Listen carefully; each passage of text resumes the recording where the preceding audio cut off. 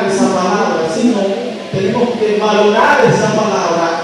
Mire, no solamente por el sacrificio, sino por ser palabra de Dios.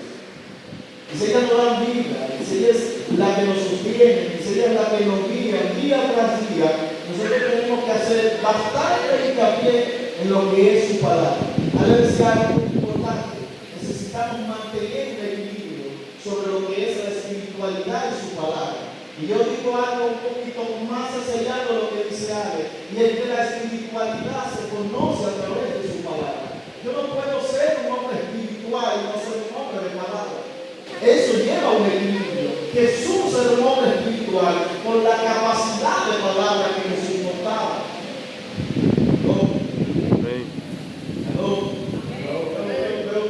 Un solo por aquí. Gloria a Dios. Pastor, no podemos decir que somos hombres espirituales si no manejamos la espiritualidad de la palabra. La palabra es espíritu, lo dice la misma palabra. La palabra habla de ella misma, lo que ella es. No es simplemente palabra de Dios, sino que es el mismo espíritu de Dios plasmado en ella. Nosotros necesitamos hacer hincapié sobre esto en nuestras vidas. ¿Cómo yo puedo absorber lo que está en la palabra para que mi vida tenga sentido? Y se lo puedo decir de esta manera: nosotros cobramos sentido, nuestra vida tiene sentido cuando nosotros nos adentramos en su palabra, porque aprendemos cuál es el sentido de nuestra vida. Gloria a Dios. La manera de introducción, no sé si esto quiera decir algo. Uno de los múltiples beneficios que tuvo fue la educación. Antes solamente los sacerdotes leían en un solo idioma, más nadie tenía acceso a la Biblia. Cuando yo creo que uno no fue el único, hubieron antes de poder leer más, que se llamaban padres reformadores, claro.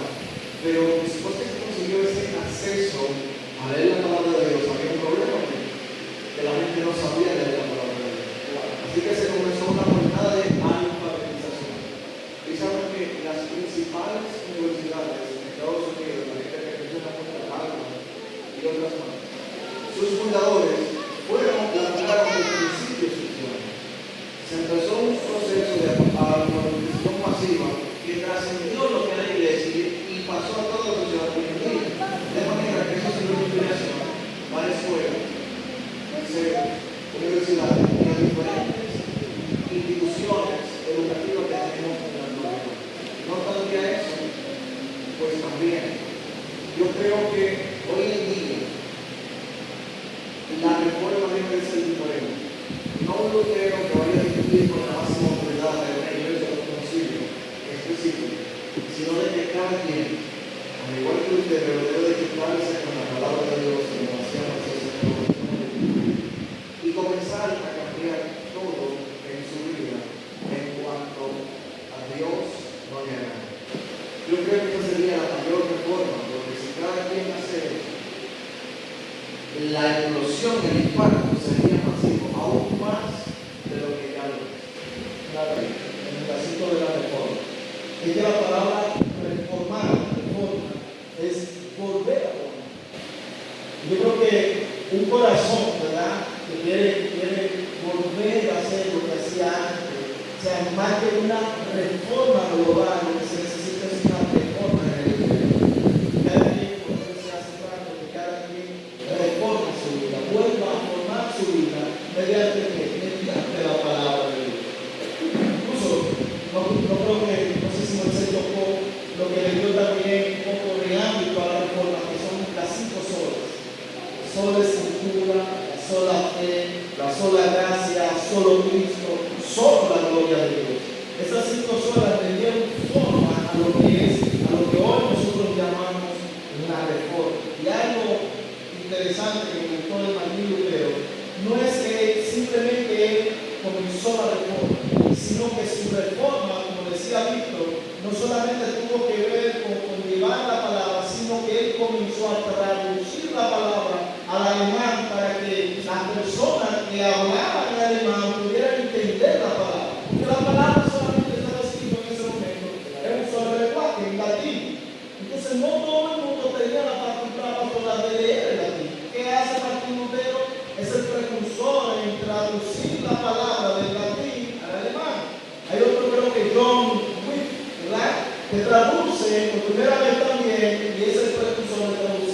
la Biblia también del latín al inglés. Así que nosotros también este hombre es otro reformador.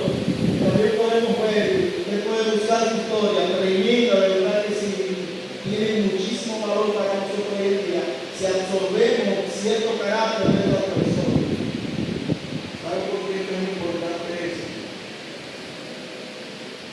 Renombrando, conmemorando el fundamento de nuestra fe. Porque de esa reforma sale el movimiento de que Dios te levanta su mano y dice que te gusta. Antes de eso no existía la rama pentecostal. Ni ninguna de las demás denominaciones consideraba como cristiana. No existía prácticamente.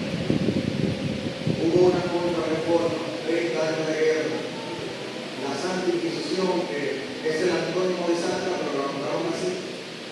Sin embargo, todos esos hombres sacrificaron sus vidas, aún viendo un padre de familia en su origen, su naturaleza es el protector, aparte de proveer. Pero su familia murió junto con ellos, como era haciendo mi madre, la diferente forma de cultura que tenían, y murieron con el único objetivo de no pecar en Dios, de permanecer confesando en la fe. Es imposible que tantas personas muriesen, no solamente en Alemania, hubo también en Inglaterra, hubo en Francia, en otras partes del mundo, de llegar a llegar aquí.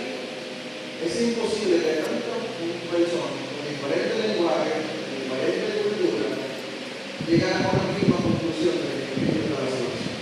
Es imposible que tantas personas permanecieran a tal punto de sacrificar su vida por la convicción plena de que Cristo es el único camino al Padre para la salvación. Es imposible que tantas personas murieran entendiendo eso y que hoy en día alguien te diga que es falso. Que hoy en día alguien te diga Dios no existe. Que hoy en día alguien te diga la Biblia es un cuento o es un mito. Lo que queremos impulsar es que tú tengas argumentos y más de argumentos que tú salgas apasionado por sumergirte cada día más en la palabra de Dios para permanecer firme en su palabra, permanecer firme en la fe, porque hoy en día los ataques masivos son a tu fe, desafían tu fe, te hacen dudar. Fácilmente hoy en día las personas de corte pentecostal, principalmente son los que están yendo atrás, se están yendo a otras denominaciones, se están considerando ateos, etc. Es porque no hay un fundamento sólido de la palabra de Dios. Sin embargo, de todas las demás denominaciones, están reconociendo a Cristo como el Salvador. La máxima autoridad hoy en día del ateísmo reconoce a Cristo, reconoció a Dios. Y así ha pasado con diferentes a un científico de la mente más eminente de la cultura. Gloria a Dios. Haciendo un avance sobre lo que era la Biblia y el significado de la palabra de Dios, ¿verdad?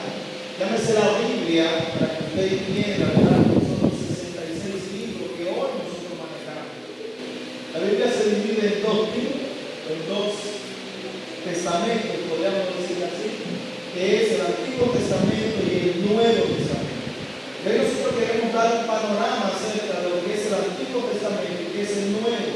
De mi parte, yo hablaré un poco, ¿verdad?, sobre lo que es el Antiguo Testamento y el ministro Víctor hablará un poco de lo que es el Nuevo Testamento. Haremos un esquema tratando de resumir un poco, pero traer algo con sustancia para que usted se vaya edificado sobre lo que es la Biblia fuera y dentro de ella.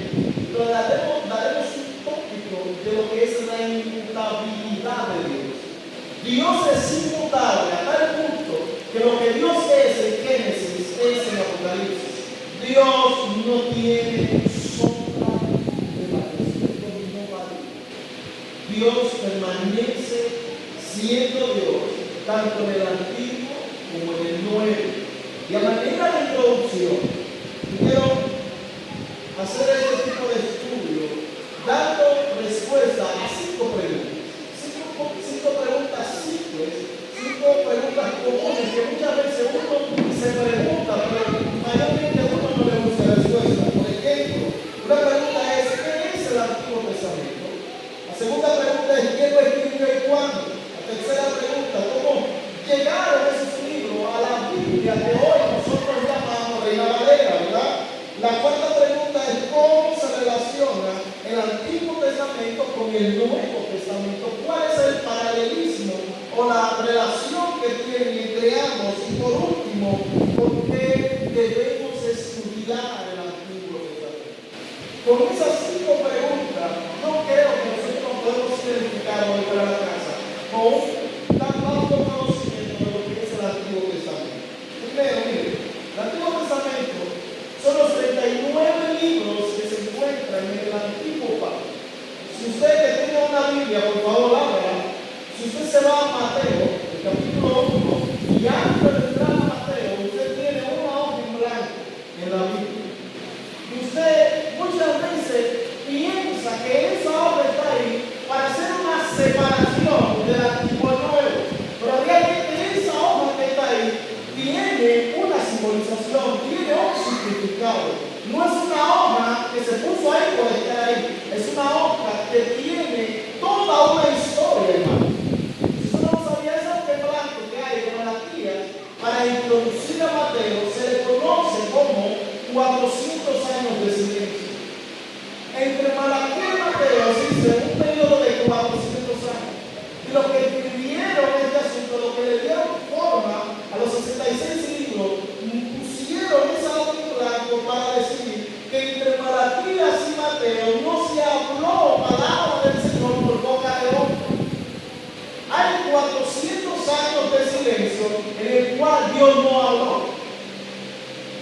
Yo digo, eso es Génesis 3:15. Dice, no más de 400 años de silencio son 400 años de cumplimiento. Porque lo que se estaba haciendo en esos 400 años era dándole cumplimiento a lo que Dios ya había dicho en el Antiguo Testamento. Gloria a Dios. Y el Antiguo Testamento son esos 39 libros que nosotros vemos en el Viejo Pacto. Y aquí hay un punto que hay que aclarar. ¿Por qué se le llama Antiguo Testamento?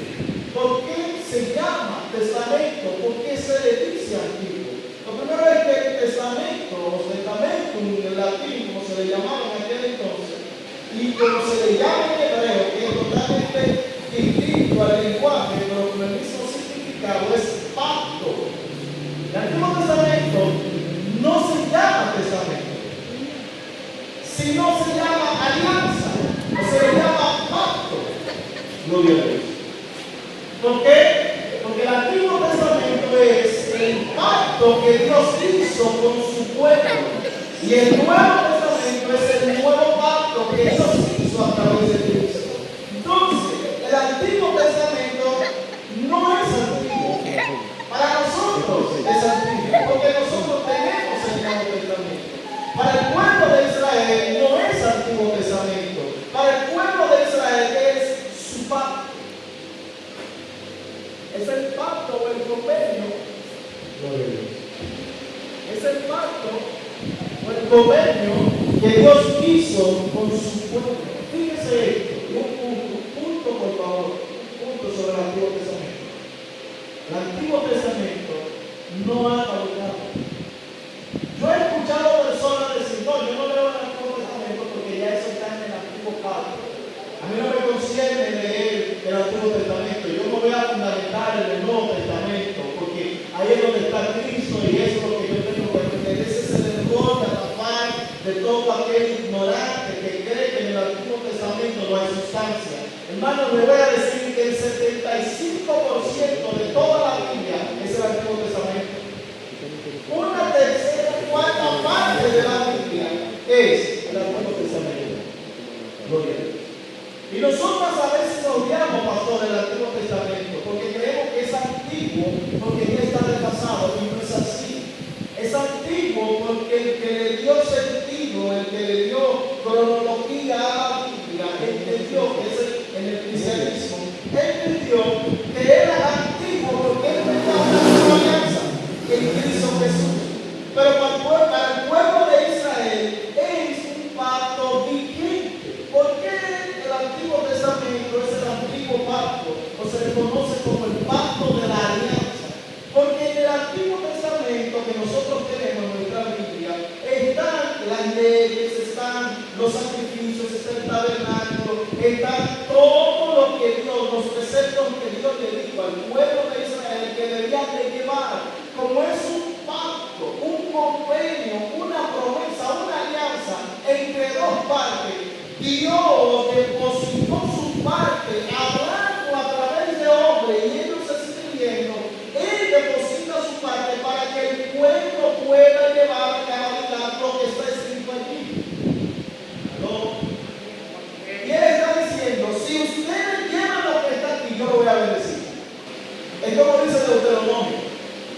bendición por obediencia y maldición por desobediencia. El Antiguo Testamento, a lo que nosotros conocemos como Antiguo Testamento, es el pacto vigente del pueblo de Israel. Ellos viven según lo que está en el Antiguo Testamento. Y hay una luz que a mí me llamó la atención. Que David dijo, lámpara es a mis pies tu palabra, lumbrera mi camino, a mi camino. Escuche esto. David, cuando dice eso en los Salmos, no existían los escritos de los profetas. David, cuando dice que la palabra de Dios es la lámpara a sus pies, él está hablando del libro de los jueces, del libro de Josué y de los primeros 5 libros. No de los profetas, ni de Isaías, ni de Jeremías. Esa gente todavía ni siquiera había nacido para ese tiempo. Miren, lo vuelvo a leer. Cuando, gloria a Dios, cuando Pablo dice que toda escritura es inspirada por Dios, no está hablando de todo el Nuevo Testamento, está hablando del Antiguo Testamento. Y parte de lo que se está desarrollando del Nuevo Testamento. Porque todavía en el tiempo de Pablo no tenemos Nuevo Testamento. ¿Aló? Lo único que tenemos es Antiguo Testamento. Y usted se pregunta, Jesse, ¿cuál es la Biblia que leyó Jesús? Antiguo Testamento. ¿Qué Biblia usó Jesús? El Antiguo Testamento. ¿De qué habló Jesús? Del Antiguo Testamento.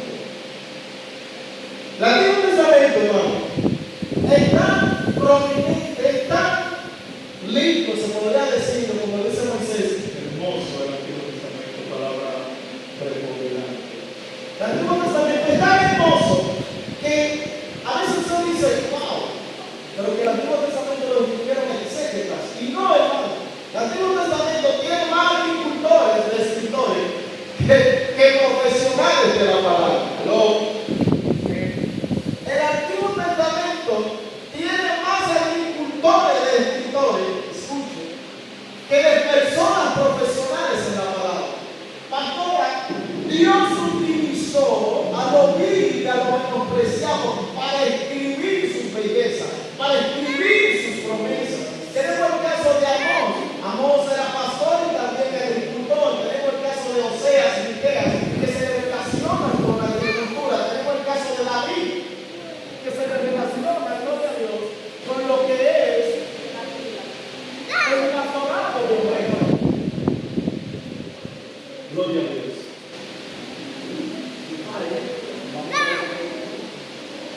Mire, tenemos el caso de David, que era pastor de ovejas.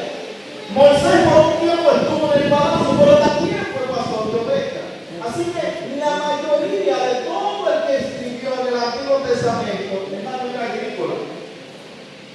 No era una persona preponderante, un estudiado, un erudito de la palabra. Era una persona que tenía hoy en día un trabajo común, pero Dios quiso hacerlo conmigo.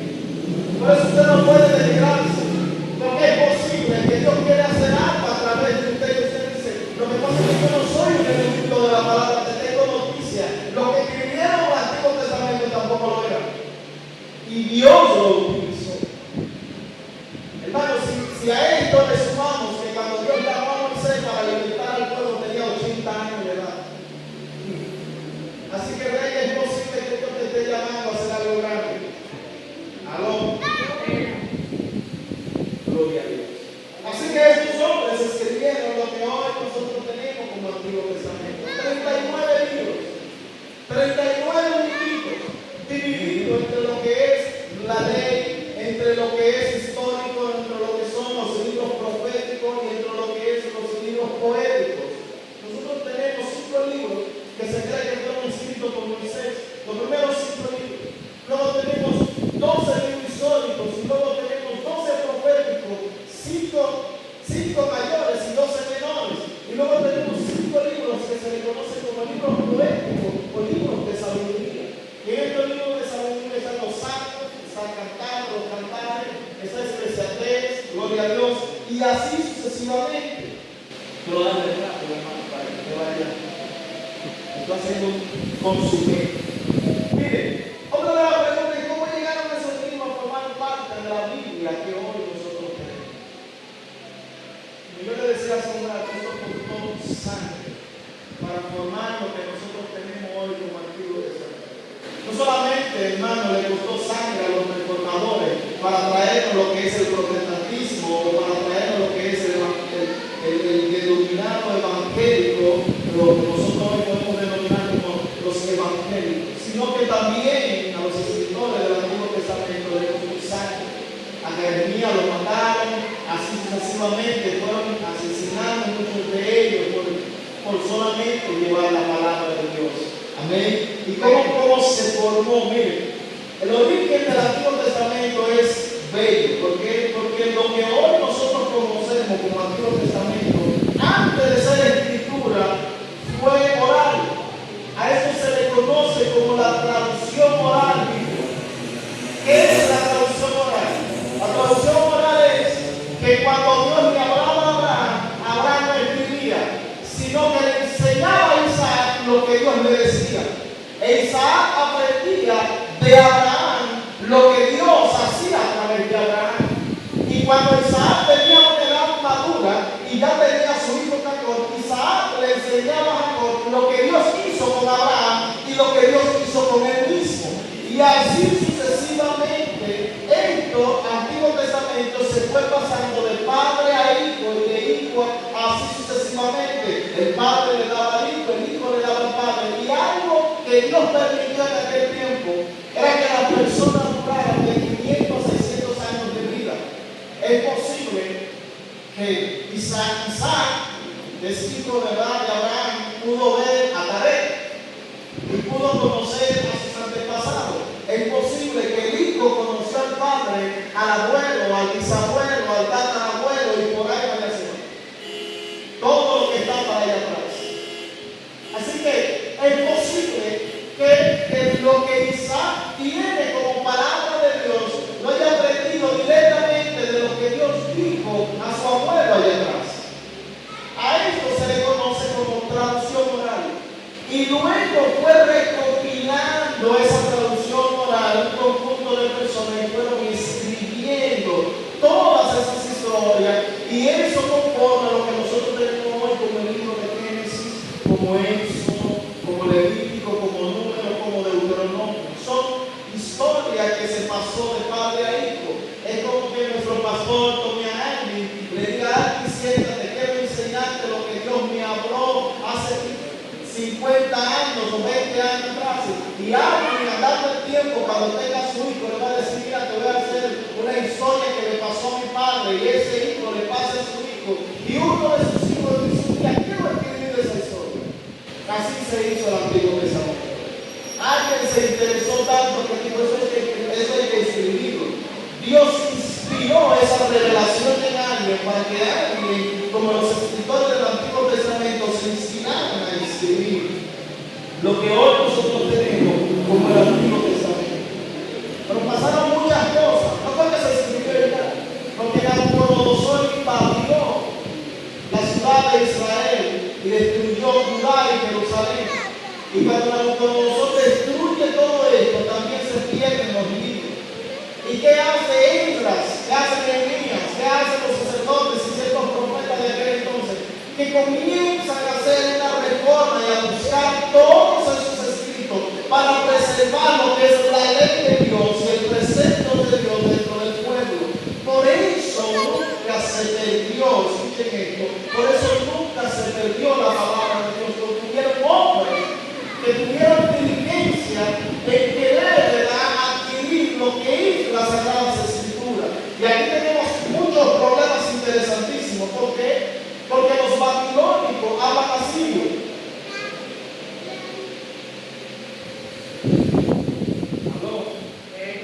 El pueblo de Israel habla hebreo o paleo-hebreo, pero los babilónicos no hablan hebreo, hablan arameo, que es el lenguaje asirio.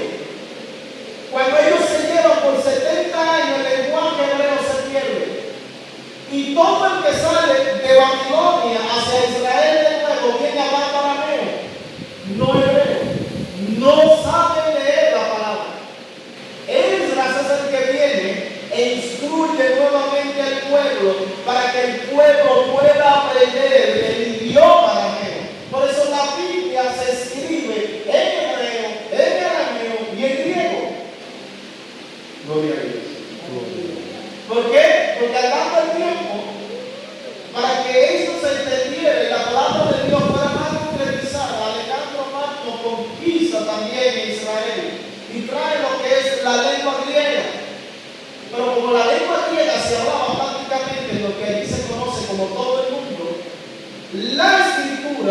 está escrita en arameo se va a traducir al griego. Y a esta Biblia se le conoce como la Septuaginta o la Biblia de los 70.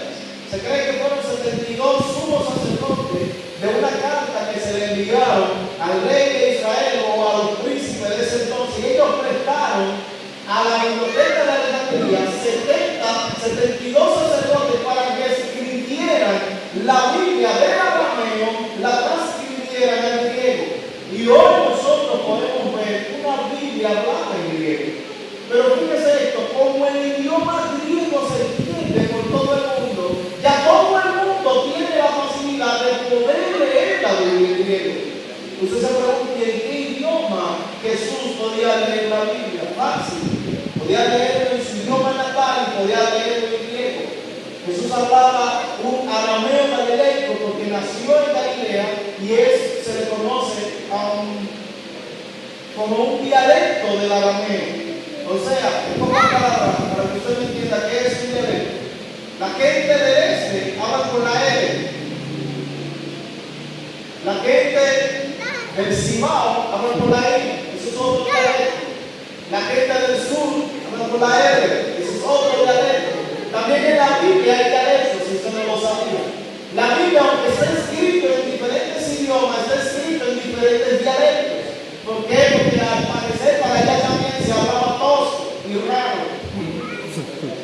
Jesús hablaba arameo de Galilea, un arameo galileico, que era lo que se hablaba en Galilea. Era, como se le llama, algo común, era un arameo sencillo que todo el mundo podía entender. Gloria a Dios. La Biblia pasa a ser ya hablada en griego y ya tenemos lo que es la Septuaginta.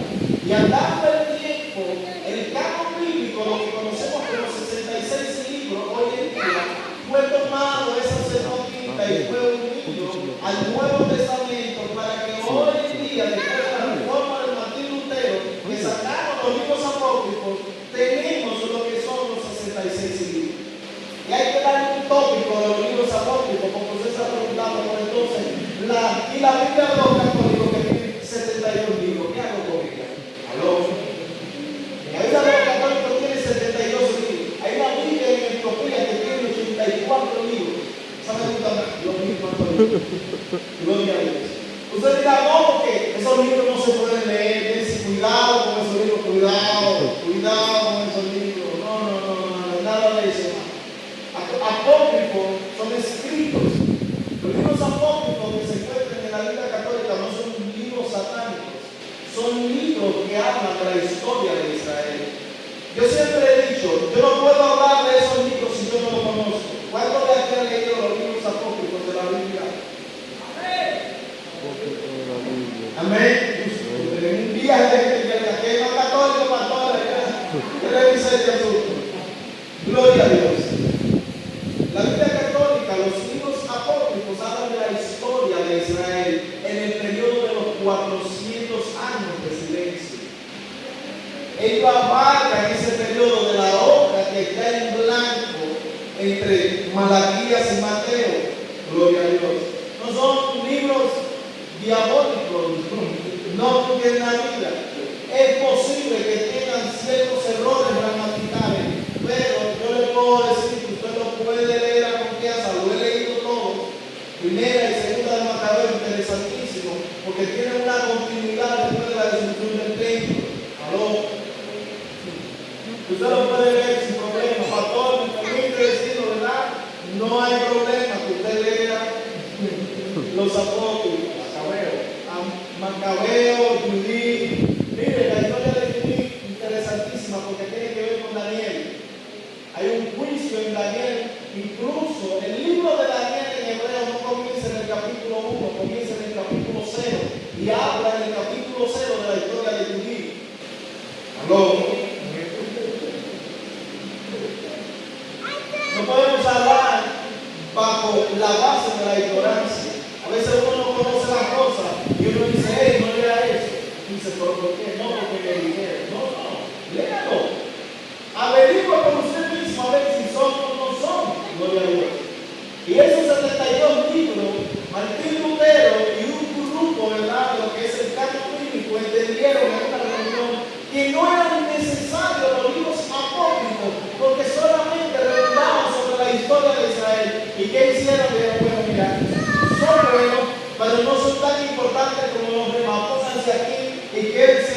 esa Biblia. Nosotros utilizaremos 66 que creo que bastan y sobran para la salvación de todo creyente.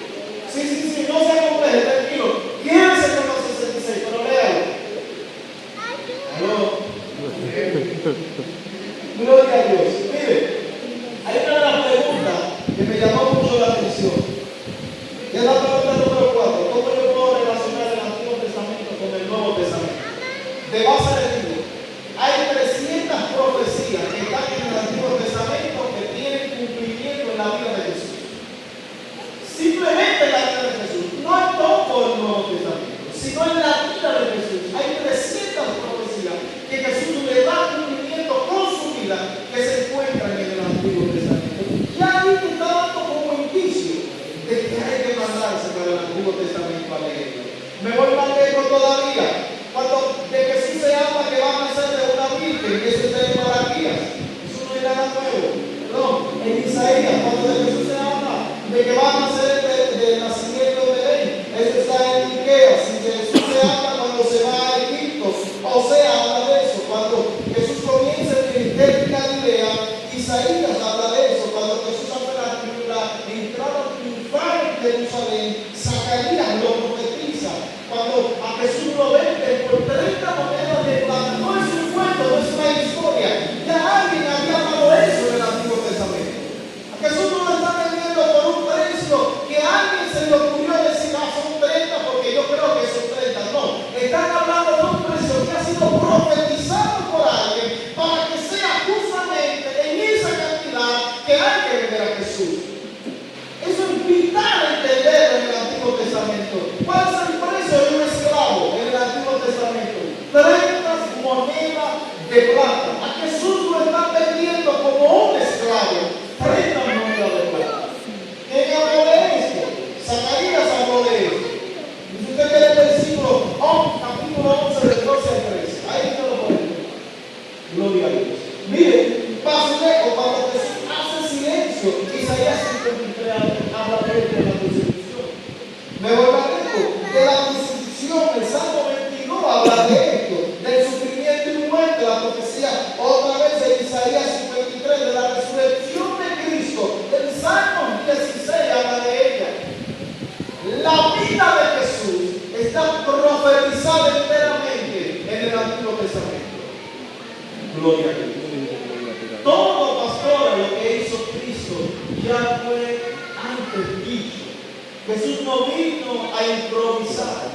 Jesús vino a cumplir lo que estaba en el Antiguo Testamento. Y se lo voy a dar de esta manera para que usted entienda. El Antiguo Testamento es la palabra que salió de la boca de Dios a través de los profetas. Eso es el Antiguo Testamento. Pero el Nuevo Testamento, y me voy a tomar el atrevimiento, visto que me ven mi galleta, ya voy a conocer. Pero el Nuevo Testamento es esa misma palabra dicha por boca de los profetas, pero encarnada en una persona. Jesús mismo es en persona el Antiguo Testamento. Y usted dirá, pero el Nuevo Testamento, la encarnación, esa palabra de ¿y qué son las cartas? Las cartas, Paulino, todas las cartas es la explicación del Nuevo Testamento. Cuando usted no entienda algo del Nuevo Testamento, porque no te arroja mucha luz, vete a la carta. Las cartas te dan luz de lo que es el Nuevo Testamento, de quién es Cristo realmente, gloria a Dios. ¿Qué es Apocalipsis? Apocalipsis es la revelación de Cristo. Es el mismo Cristo revelándose a través de Él mismo hacia un hombre, para que ese hombre escriba quién es Cristo. Un pequeño tópico, por ahí, no resuelve. Gloria a Dios. 300 profecías Cristo la cumple como que no son nada. Gloria a Dios. Y por último, para no abundar tanto, porque ahorita me estoy dando más enseñanza, ¿por qué debemos estudiar el Antiguo Testamento? Porque Génesis dice que la iglesia necesita prepararse, claro, no solamente en el Antiguo, en toda la Biblia. Pero ¿por qué hay que estudiar el Antiguo Testamento? Por tres sencillas razones. Primero, porque es parte de la palabra. El Antiguo Testamento, primero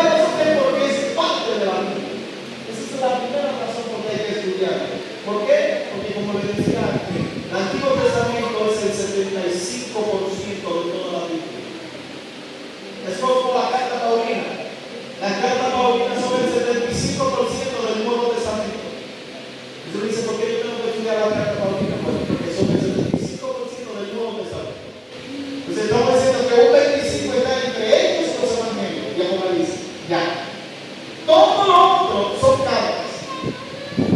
Por eso hay que estudiar, porque son un compendio que le da sentido a todo el libro.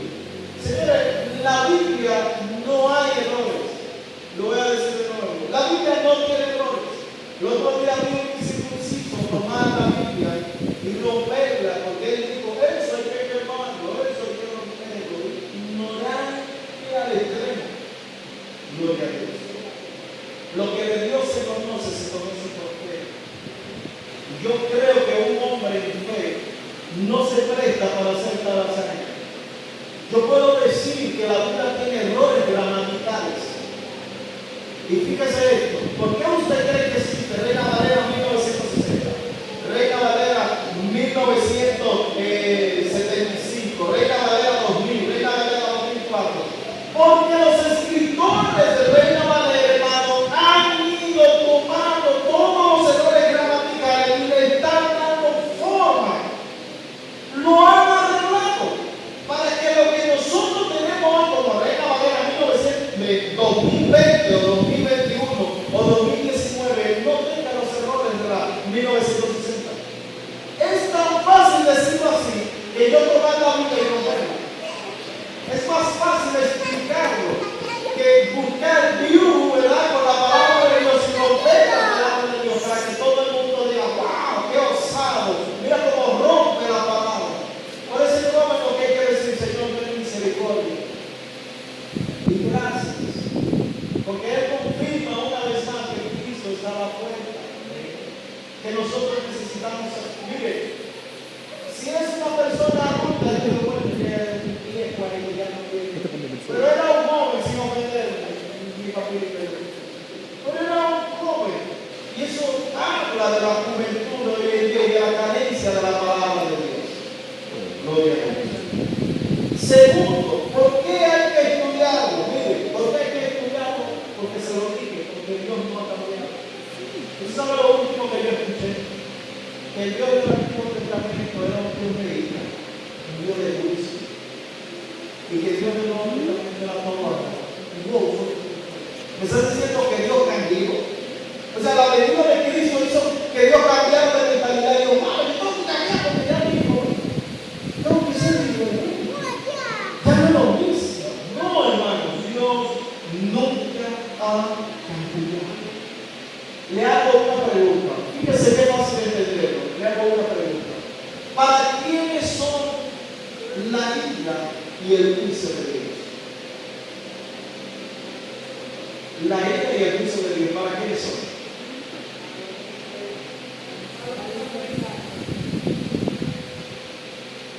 Para el impío.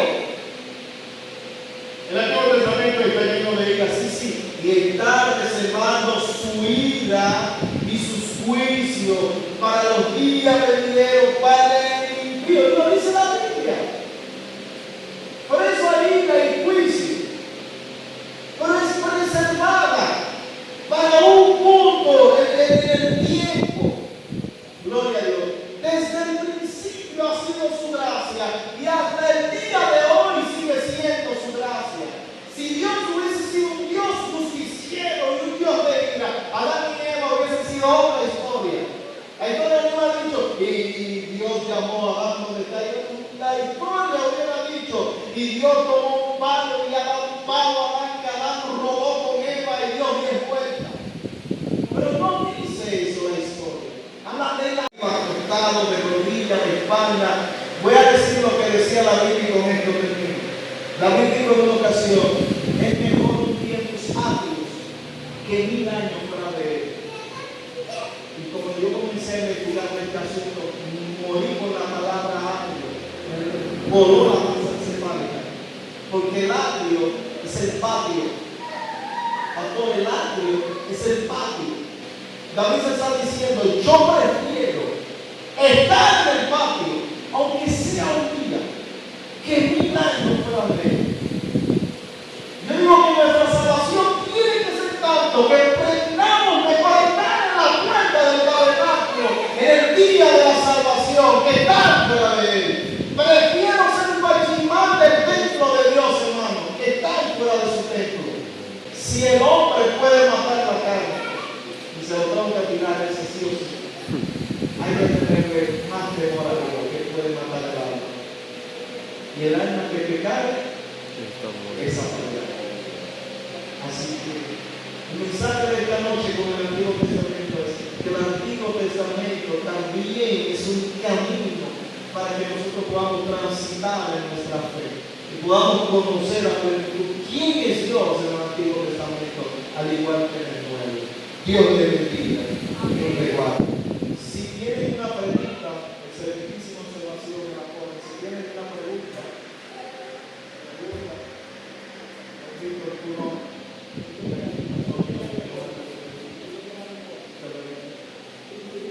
Moisés tampoco, pastor, gloria a Dios. No hay preguntas, ni Víctor. Den un aplauso al Señor.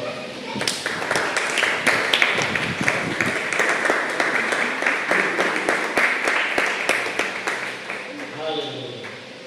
Gloria a Dios. Creo que ya vamos a hacer una serie para lo mismo de comunitativa que no vamos a votar.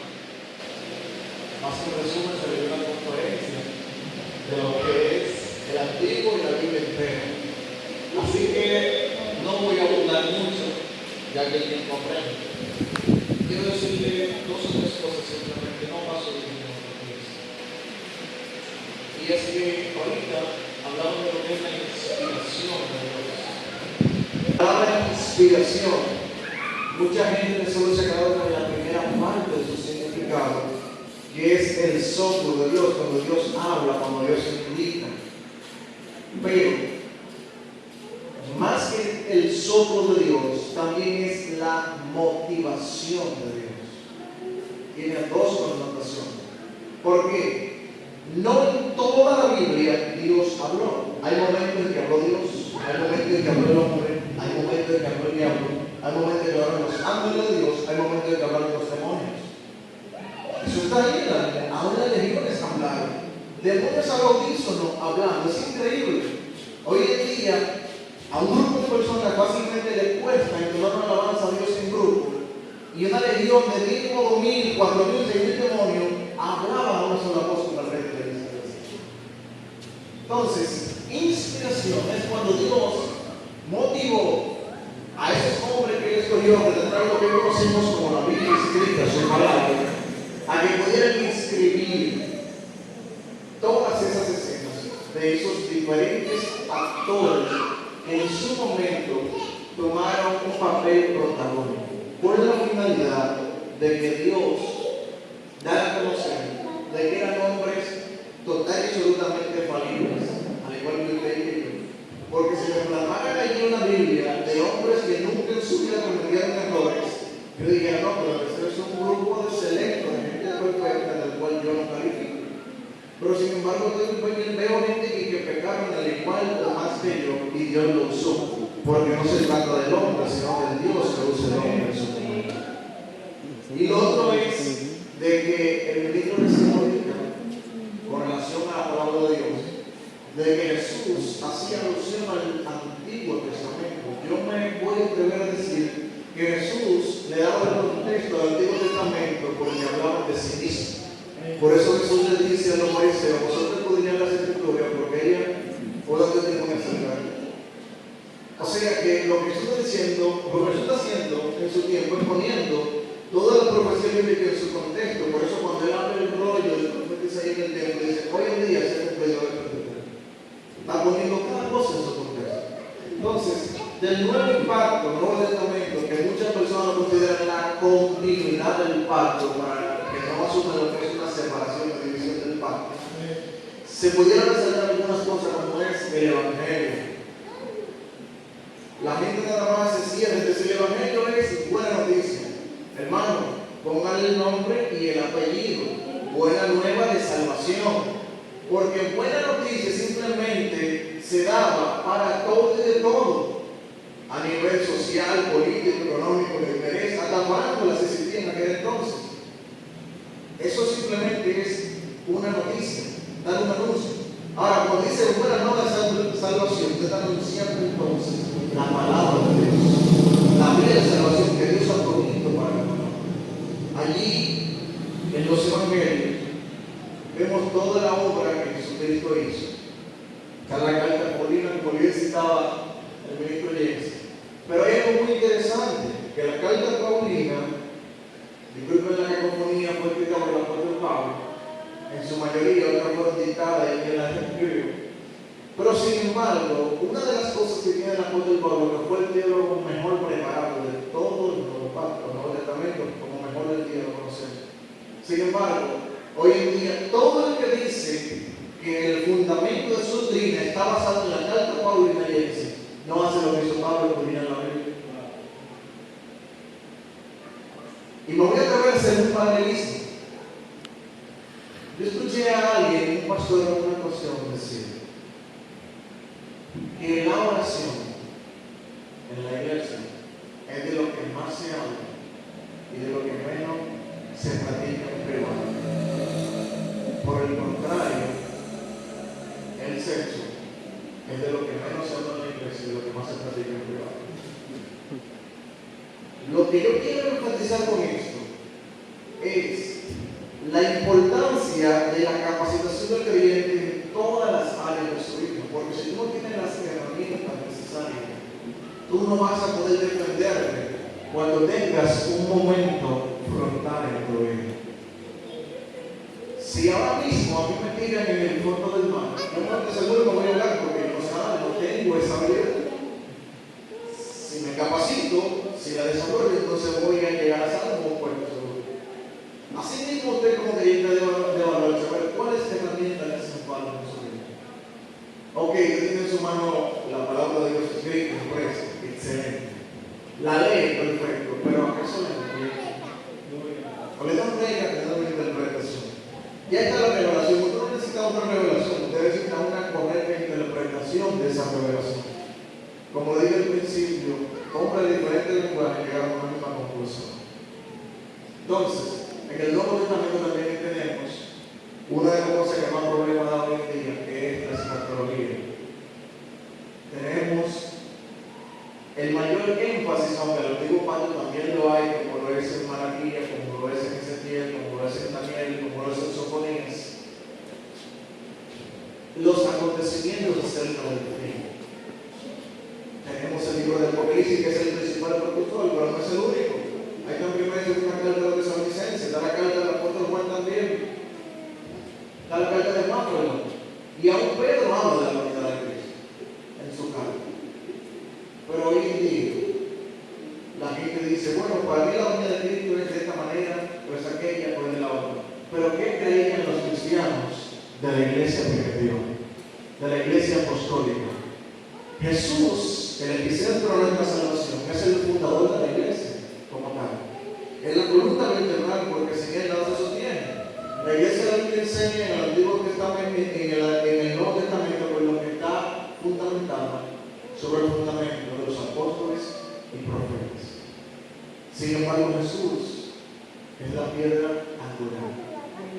Lo que significa que usted no necesita más fundamento, pero sí necesita edificación, necesita seguirse construyendo, seguirse cultivando. Eso sí necesitamos ahora.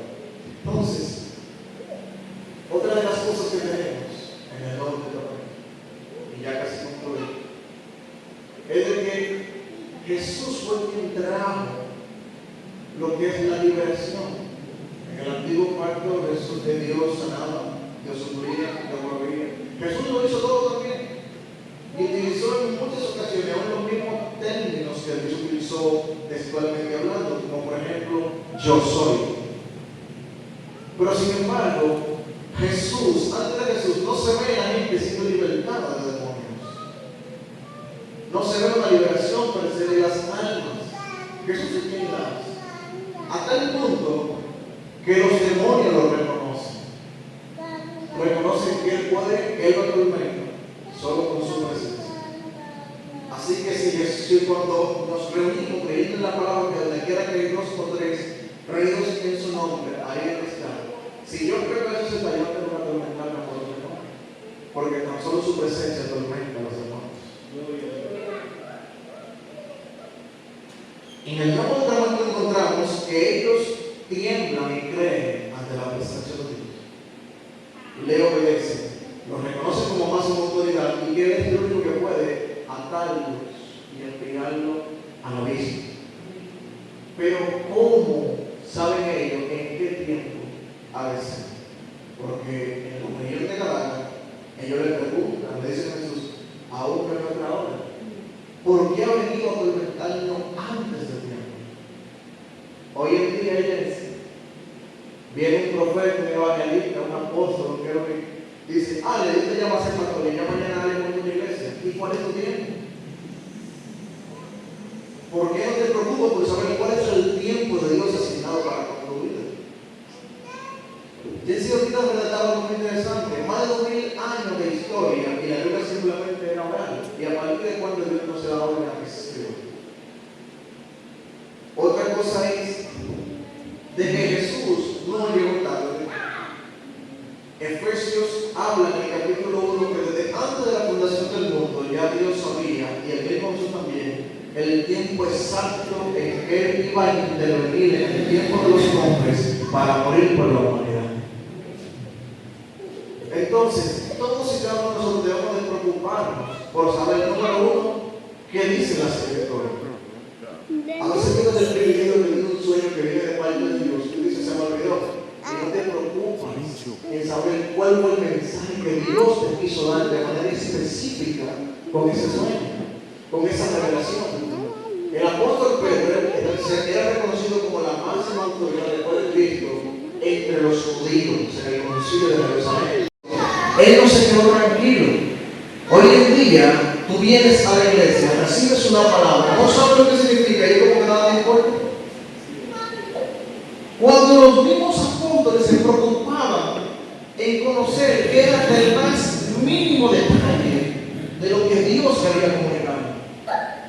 Si fuera un apóstol dominicano diría, no, pero yo antes de entrar con Jesús, ya yo hablo lengua, yo tengo demonio, ya yo salgo enfermo. Yo hago mayores cosas de Cristo, ¿por qué no me preocupo yo por él? Que ni siquiera era para él en específico, era una verdad que iba a impactar a otros, nosotros los gentiles. Sin embargo, el hombre se preocupó en saber qué Dios le quería comunicar. Porque la palabra de Dios transforma vidas. La primera vida que impacta es la primera que transforma. Entonces, yo no puedo concebir en mi intelecto que hoy alguien me diga, yo conozco a Dios por ver su palabra y no hay un cambio en su vida. Todo el que conoció a Dios hubo un cambio. Todo el que conoce la palabra de Dios hay un cambio en su vida. Ahora, quien se le embotella para citarla, para debatir, para hacer alarde de cuánto sabe, pues para eso no hay nada, porque Satanás se la sabe muy bien. De hecho, hablamos de interpretación ahorita de Moisés. Y voy a tomar una frase o una dinámica de Moisés. Voy a hacer una pregunta al colectivo a manera de análisis. ¿Quién fue el primer intérprete de la Biblia? Y ahora le voy a cambiar la pregunta. ¿Quién fue el primer intérprete de la palabra de Dios? Quizá usted diga lo mismo, yo le voy a decir que no. En el contexto que le digo que no es el siguiente. En un principio, la palabra de Dios era oral, era escrita. Usted nada más conoce como la Biblia, la que tiene impresa. Que ahí sí Ezra y Nehemías tuvieron que hacer el trabajo de traducción.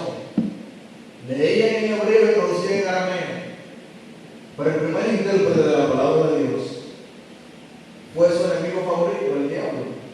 Digo favorito porque lamentablemente usted lo menciona en todo. Él fue el primero en Génesis, cuando fue a engañar a Eva. Allá en el paraíso, en Oriente, fue el primero en tratar de tergiversar la palabra de Dios. Y es impresionante que ella, teniendo la palabra de Dios más segura, se dejó engañar. Fue engañada. Amados, no estamos luchando contra una criatura estúpida. Si fue capaz de conquistar a los ángeles que son superiores a nosotros en intelecto y en fuerza, que nunca antes habían visto pecado alguno y rebelión contra Dios, para él es un cachú engañar a cualquier ser humano que no esté en la presencia de Dios. Y aún usted estando en el camino de Dios, si usted no está bien firme, fácilmente se lo lleva también. Y aún estando firme, le da golpe porque usted está mal lejos. Y queda con herida que si usted no va corriendo al altar a ser restaurado, se muere. Es imprescindible, es vital. Así como es imprescindible respirar para tu existencia en esta tierra, es vital la palabra de Dios para tu vida espiritual. Es imprescindible. Así que lo que la palabra de Dios nos enseña, en lo que usted conoce como el Nuevo Testamento, es más allá del cumplimiento de gran parte de la ley, es llevarte a un nuevo nivel de revelación. Porque la ley solamente te enseñaba que llegar un pecado podía morir. Y le llevaron a una mujer a Jesús acusada de adulterio. Y Jesús le enseña cuál era la dignidad que una persona debía de tener para ejercer la ley. El que esté libre de pecado, tire la primera piedra. Así que Dios, a través del apóstol Pablo, le enseña a nosotros. Es el ministerio de la reconciliación. No hay forma alguna de tener entrada al Padre, al Reino, a la morada celestial, sino es a través del ministerio de la reconciliación de Dios, del hombre para con Dios, que el mismo Dios lo ha provisto, no el hombre que se lo ha inventado.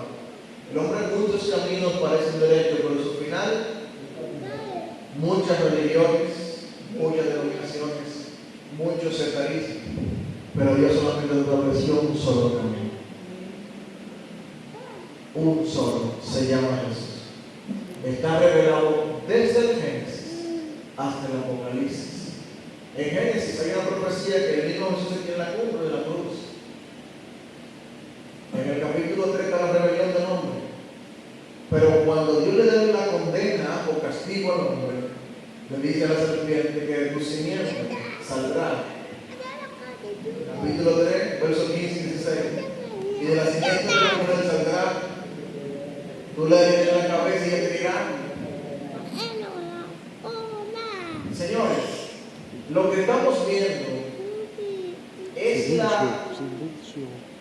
un nivel de gloria tan grande que ha podido ser redactada en estos versos, capítulos y libros que hoy te conocen como Biblia. Que si usted de verdad la saborea, la vive, la disfruta, la goza, con la guía del Espíritu Santo, usted nunca se va a aburrir. Nunca le va a faltar algo que decirle a Dios cuando se ponga a orar, sea de pie, de rodilla, acostado o deseando. Use la palabra de Dios, usted va a ver que va a enriquecer su momento de oración, que en vez de estar limitado a 1, 2, 3 horas o 5 minutos de petición, va a pasar de petición a una relación instantánea, espontánea con Dios, donde va a haber una cercanía, una relación tan directa, que usted va a llegar a un momento de reverencia que hasta que usted no perciba la presencia de Dios, usted no empieza a orar. Porque es necesario que el que busca a Dios crea que le hay y que Él es galardón de lo que le busca. De manera que si usted cuando se pone a orar, usted no cree que Dios le esté escuchando desde el pecado, porque todo lo que es inferior a Dios le agrada. Aún orando del mismo Dios. Y eso te lo enseña el mismo Nuevo Testamento.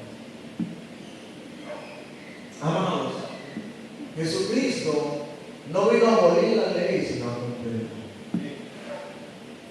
Así que no hay nada en la Biblia que ya no funciona. Porque imagínate, aún en pleno siglo en el que estamos, si usted roba, tiene su castigo. Si usted codicia a la mujer de su prójimo, tiene su castigo. Si usted invade la propiedad ajena, tiene su castigo. Y muchas otras cosas más.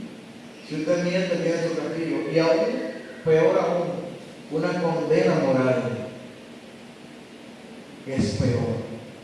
Porque usted puede cumplir 10, 20 años con la justicia de los hombres, pero esa tachadura moral en la sociedad no se la quita nadie. Y termino con esto. Dios decidió desde la eternidad hasta la eternidad revelarse como Padre. En eso consiste la para mí la mejor forma de Dios revelar su inmutabilidad es como padre. ¿Sabe por qué? Usted nunca ha visto un ex padre. Eso no hay. Para una persona que se le muere su esposa, está el calificativo de viudo. Al inverso, viuda. A un hijo que se le muere su padre, está el calificativo de huérfano. Pero a un padre que se le muere su hijo o su hija, ¿cuál es el calificativo hay? Sigue siendo padre. ¿Sabes qué? Si tú eres hijo de Dios, nunca vas a ser huérfano porque nuestro Padre es eterno. ¿Y sabes qué? Aún tú perdiéndote, Dios sigue siendo Padre. Así que eres tú quien necesita la cobertura de Dios. Somos tú y yo constantemente. Gloria a Dios. Y el mismo Jesús, eso fue lo que siempre enseñó, aún en su modelo de oración, conocido como el Padre Nuestro, comienza diciendo, Padre. Y en las demás oraciones que hizo por su discípulo, aun cuando sopló Espíritu en él, se dirigió al Padre. Toda oración que Jesús hizo, la hizo al Padre. Y no tanto eso, lo digo a nosotros en su palabra, de que todo lo que le pidamos al Padre, creyendo en el nombre de Jesús, el Padre lo hará para que Dios sea glorificado en el Padre. Entonces, hoy en día, como que hay gente que le pide un ángel, que le piden a la Virgen María, etcétera, etcétera. Amado, tiene que pedirle al Padre. Hay gente que hasta los ángeles dan órdenes, y Jesús nunca dio orden a un ángel teniendo todo pecado. Al contrario, Jesús le dijo, Pedro, guarda tu espada, porque si yo quiero, le pido al Padre que mande ángeles y me defiende. Ah, no, pero ¿sabes esos espíritus ministradores al servicio de nosotros? Sí, la Biblia lo enseña, pero no te manda darle órdenes. Al contrario, te enseña de que ellos son superiores a nosotros en fuerza y en sabiduría. Entonces, siempre que tú estés en la voluntad del Padre, aún la rotura de tus dos pies y tus dos brazos, que ambos de mundo y cielo, te va a honrar para mí, porque estás en la voluntad del Padre. Zacarías quedó solo del mundo y logró para bien porque estaba en la voluntad del Padre. Aquel sacerdote de los 400 años, Dios hablaba, pero todo el pueblo no lo escuchaba. Había una mujer profeta y Barak tuvo que acudir a ella. No tanto eso, hubo un sacerdote que dijo, le pidió al Padre que no cerraran sus ojos hasta que él no viera.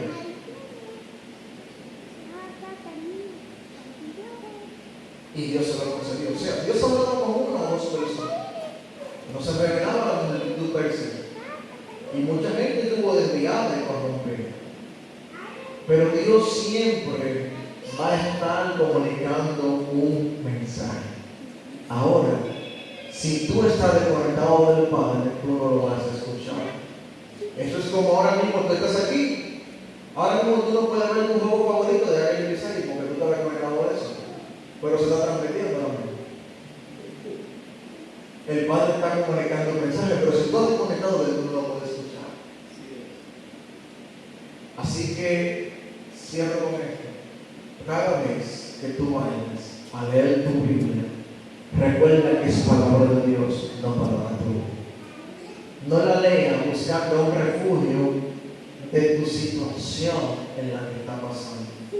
Léela buscando entender la voluntad de Dios para con tu vida, a pesar de la situación que estás viviendo. Así que lo primero que tienes que hacer, o deberías hacer, es estar en comunión con el Padre, que te permita, por medio del Santo Espíritu, entender lo que Él te quiere enseñar por medio de su palabra. Y luego de leer, toma tu tiempo y medita en lo que has leído y pide al Espíritu Santo que te guíe. Y verás resultados diferentes. Verás resultados diferentes. De repente vas a notar que ya no te duermes cuando lees la Biblia. De repente vas a notar que ya no te distraes cuando lees la Biblia. De repente vas a notar que ya no es aburrido leer la Biblia. De repente vas a notar que ahora tú tienes hambre, tienes interés, tienes un hambre insaciable por escudriñar cada día más la palabra de Dios. De repente vas a notar de que ya si tú sí puedes retener la palabra de Dios. Pero pídele al Espíritu, pídele a Dios por medio de su Espíritu Santo que te ayude a crear el hábito. En que te falta sabiduría, pídele a Dios. Pero sabiduría es la estrategia que tú necesitas. Pero de ti depende poner en acción esa sabiduría. Amado, Dios te bendiga. Dios te guarde.